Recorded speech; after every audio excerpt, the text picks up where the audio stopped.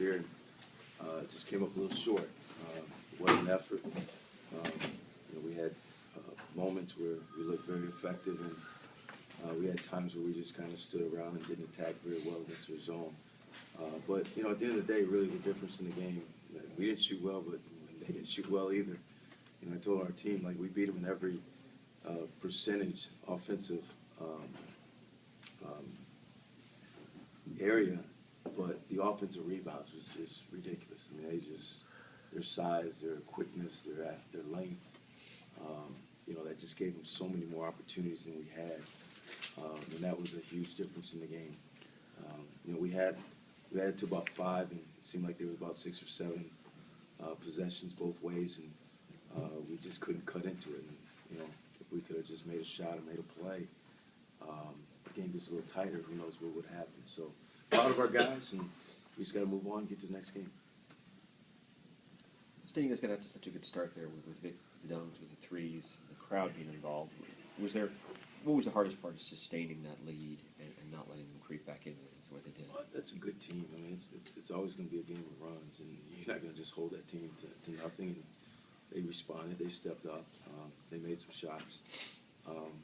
It was, I wish we could have wrote it out, but, one thing that they did was they turned it up a notch. And they turned it up a notch, and they came back at us and cut the lead a little bit, and we just had a little bit of a lull, and they kept momentum going.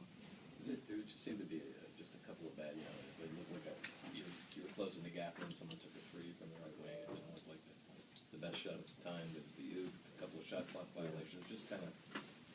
It looked like it was there for the taking. Yeah, it was there. It was there. We try to, maybe, hit the home run instead of keep hitting the singles, and we came up short on some of those plays. But we made some of those plays. We made them sometimes too. But I think one of the things I was just getting our team to understand, especially when you get where those possessions are so valuable. Let's get it to Collins.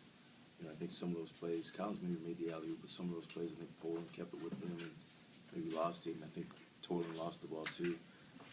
So I just say let's get it to him and let him make the decisions for us. So it was a learning experience for us, but it was an effort. It wasn't the guys being aggressive trying to make some plays. So I don't fault them. We just try to learn from it. How difficult is it to play against the defense that good, a zone defense that good? Because earlier in the season against UCF, you guys struggled against. They run a 2-3 as well, but today it's obviously up a notch. How difficult is that the game plan for? Well, where they did a fantastic job, and I could tell they probably emphasized it from last year. They really bottled up and kept Anthony Collins out of the middle.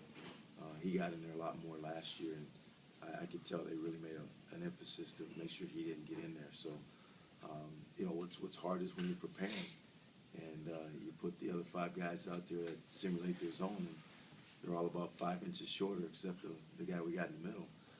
So you just saw so many shots got changed and shots that got blocked, where guys came out of nowhere. Guys came out of nowhere and blocked threes. I think both Rudd and maybe Fitzpatrick got a shot blocked in the corner, and some shots around the basket that guys just came out of nowhere. I think Brock had a layup and thought it was Stone, there, and Musa had one, and just, you come up empty with high quality shots. So that's what you're not really used to, because you don't see that all the time, is how quickly they can react to a ball.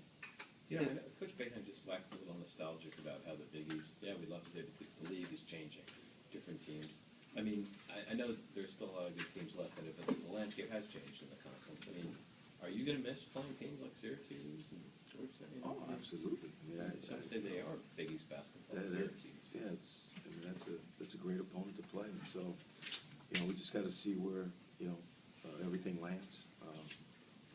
I don't really spend a whole lot of time thinking about it, because it seems like every few weeks something changes. But nothing's going to change right now that we got to play Villanova next, and we got Louisville, and then we got some other really good teams. So really and truly, I can't spend a whole lot of time, figuring out what's going to happen down the road, because that will all get figured out at some point in time. When you were having trouble getting good shots, was it a reflection of their defense, their physical nature, some things you were lacking, all of the above? I think it's a little bit of everything. We miss a guy in a game like this. You miss a guy like Noriega who can really shoot the ball, and I think it's really important.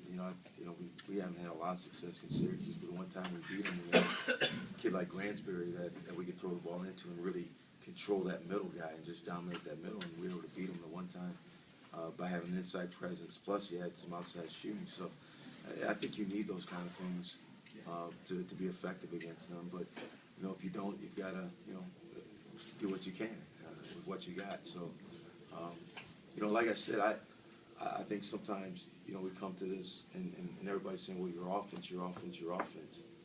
I hope you guys were asking Syracuse the same questions about their offense, because their offense was worse than ours. Boeheim told me. Yeah, Okay. you don't know what to ask. Okay. Their rebounding was way better than us in their transition. So that's where the game was decided. It wasn't necessarily, neither offense was very good tonight. The game was decided on the rebounding. Obviously, you want to get off to a good start in the league, so does this heighten the importance of Villanova then? Oh, sure. We need to protect this home game because we're going to be going on the road here for a bit. So this game's got a lot of weight to it.